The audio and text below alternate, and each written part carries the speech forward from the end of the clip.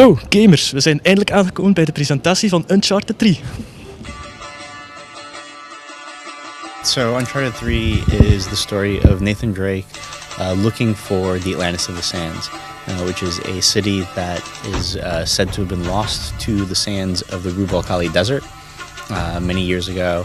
It's said to hold immeasurable wealth and some other mysterious aspects to it because it had just disappeared pretty much off the face of the earth a long time ago. And in this story, which has parallels with T.E. Lawrence's following of Crusader sites from France down into Syria, he had always said he was going to look for the Atlantis of the Sands.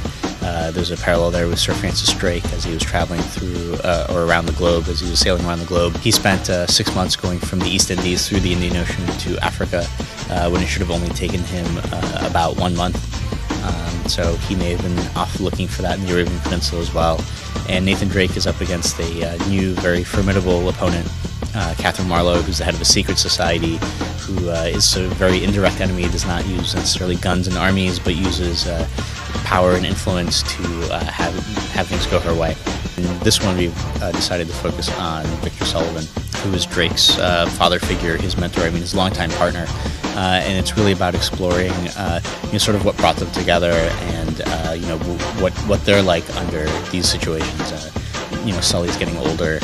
What types of tensions that introduces, and that you could almost say that Sully is what Nathan Drake could be in the future if he makes the same choices. And so the core gameplay mechanics are the same in terms of shooting and traversal and sort of how they feel, but we've done a lot of things to sort of move it forward. It's adding things like expanding our melee moveset, being able to fight multiple enemies at once, or being able to use new ways contextually, like using a bar bottle to hit somebody, or actually fighting with the rifle that the guy's holding to take him out.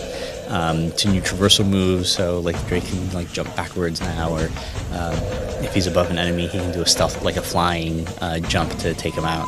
And then beyond that, it's about putting Drake in sort of really crazy situations. Two great examples of that are the cruise ship, which is a huge environment that's procedurally being rocked back and forth by waves, to like a cargo plane which is going down, like these really crazy scenarios. We've tried to do a lot more with bringing in the cinematic feel, the action-adventure feel of Uncharted into the multiplayer maps. So we have these very dynamic environments.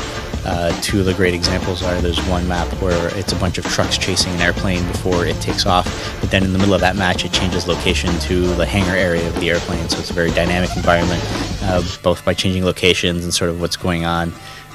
There's one where there's two trains that are going side by side through a tunnel, and you can jump back and forth through the trains. So it's really providing these very cinematic action-adventure sequences as well. So when you're playing multiplayer matches, at the end of it, you'll be able to watch your competitive multiplayer match in a cinema mode.